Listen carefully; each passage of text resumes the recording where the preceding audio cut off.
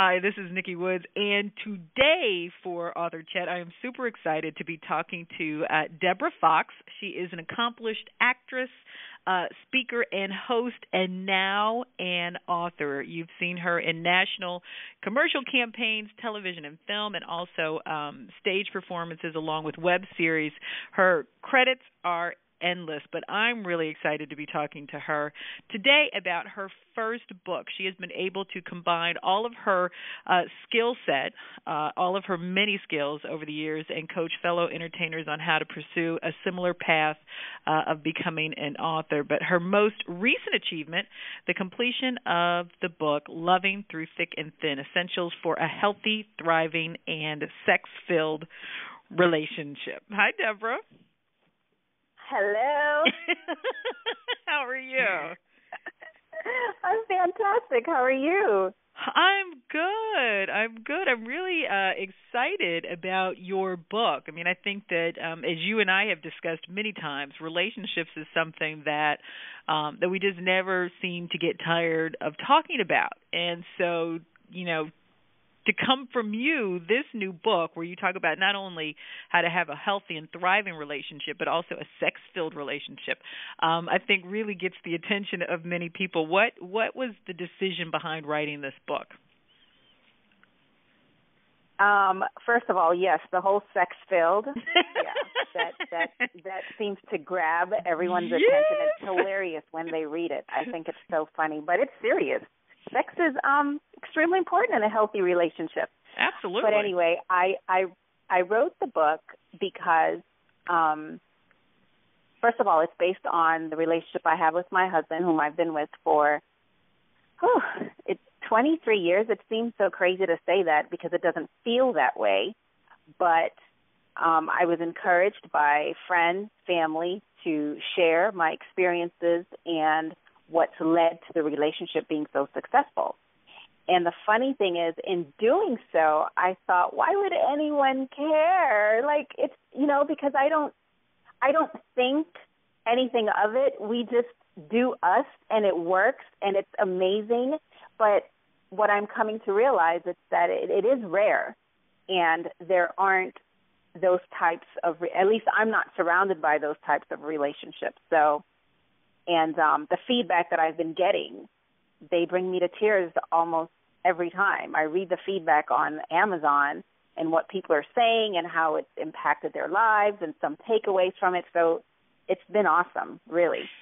I think it's interesting because in the beginning of the synopsis for the book, you say that love seems like a fairy tale at first. But what you don't hear about is the hard work that it takes to keep that love affair going and the having the happy ending. And I remember having a conversation with my mother not too long ago because she was saying that some of my generation, my friends that we grew up all together, she was upset with the parents because all of them were still married, all of them still very happy, and all of us had been through a divorce. And she was mad because she thought that they hadn't shared what it took to have a happy relationship. And I remember having a conversation with my mother, soon after I got married and had the first, argument. And I was like, how do people do this? How do people get married and all of a sudden it falls apart? And she was like, my mom was like, your marriage hasn't fallen apart. You had a fight. She's like, my daddy, you and your dad, me and your daddy, we fight all the time. But we never saw that, and we never had that discussion. My mom never shared that with us. And so I think that it's great for our generation that you have written this book that talks about the hard work. So tell me some of the key components you have found for having a successful relationship and what that looks like. Yes. Well, first of all, for sure, marriages definitely work. And I think from the outside looking in, people, they assume that it's, it's willy-nilly and fairly easy because it looks good, but they don't understand what's going on behind the scenes. And what's happening is, some of the key components into why our relationship works and why it's so successful and still thriving, they're so basic, Nikki, and I think people are thinking it's some magical thing to make a relationship work. They're thinking about it too hard. If we'll just go back, and those things are, for me, I think, without communication, trust, and respect, I just don't see how the marriage will survive if those foundational components aren't laid from the beginning. Mm-hmm. You know what I mean? Okay, so share those. Okay, so, well, I'm going to start with respect. You have to set the tone. How you treat yourself is how others are going to treat you. And, I've been around the couples that feel it's okay to be disrespectful towards each other in the presence of other people. And I'm always baffled by that. I'm like, how can you possibly think that's okay? You're making someone feel less than in the presence of others. Mm-hmm. At some, over time, what you're doing is chipping away at that person, how they feel about themselves. So respect is very, very important and if it's not established, if it's not there, it affects other parts of your relationship. So I definitely think it's important and should be set and implemented from the jump. The other one is trust.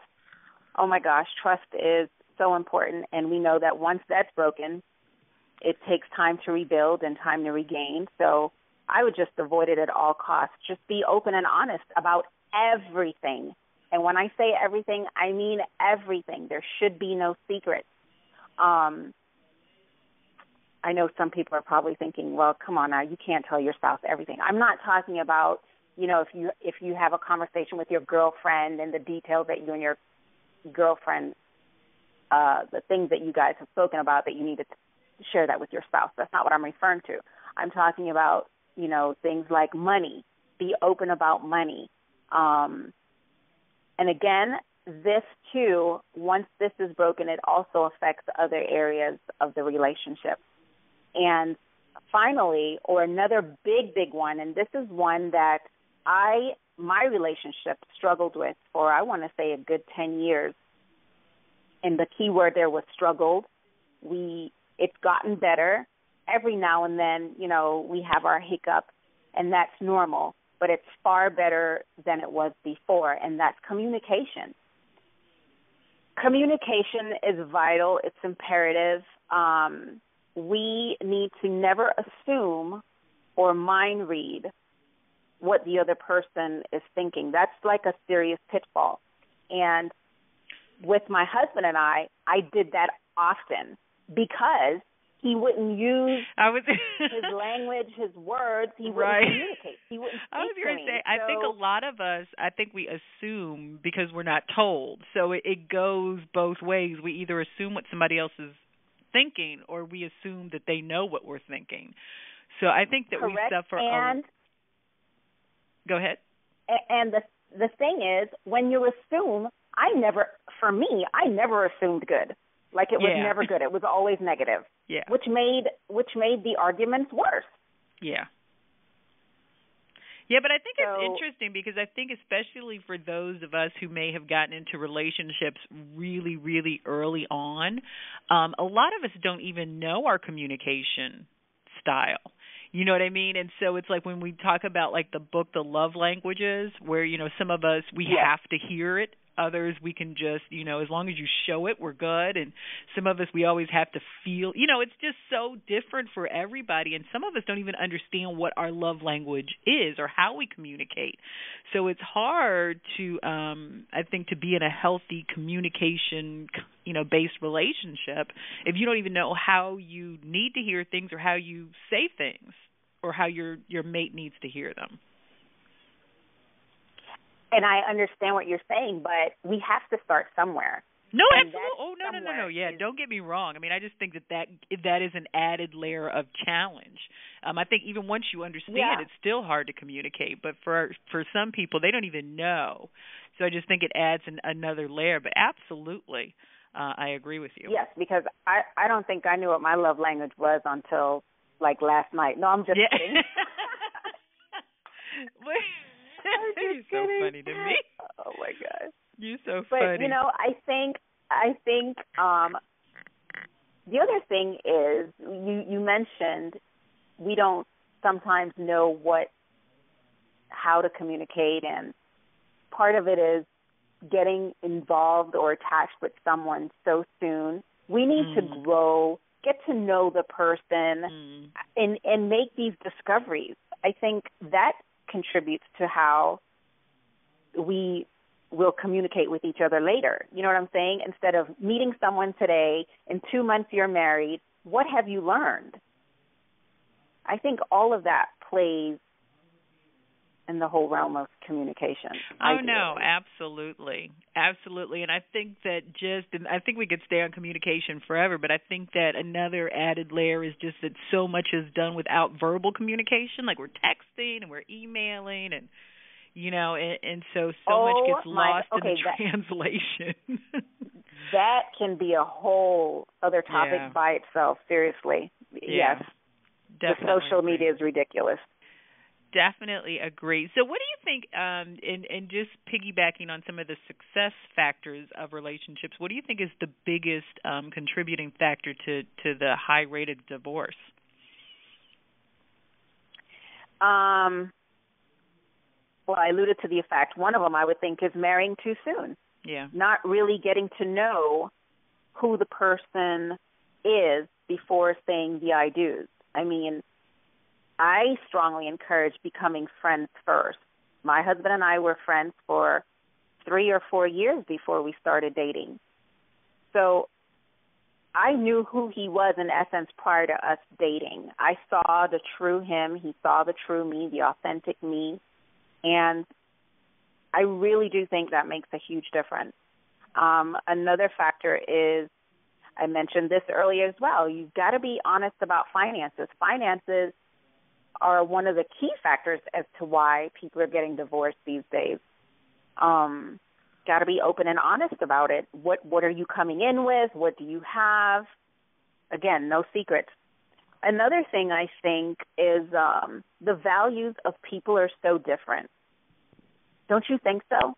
No, I absolutely agree. I mean, I know one of the things, and I don't even know if it was a value thing per se, but it boiled down to that, is that my ex-husband and I were raised so differently.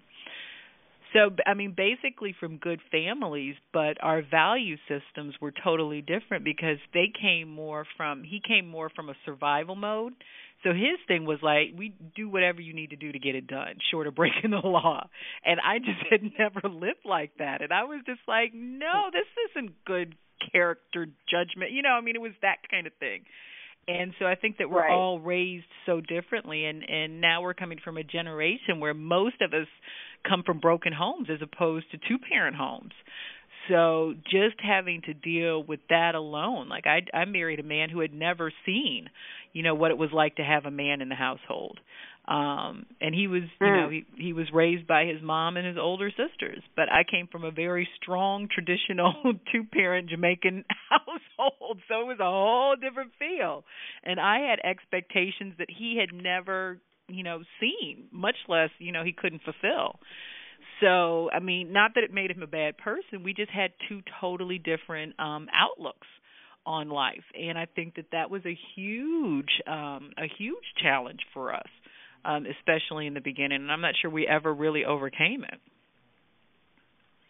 And I get that.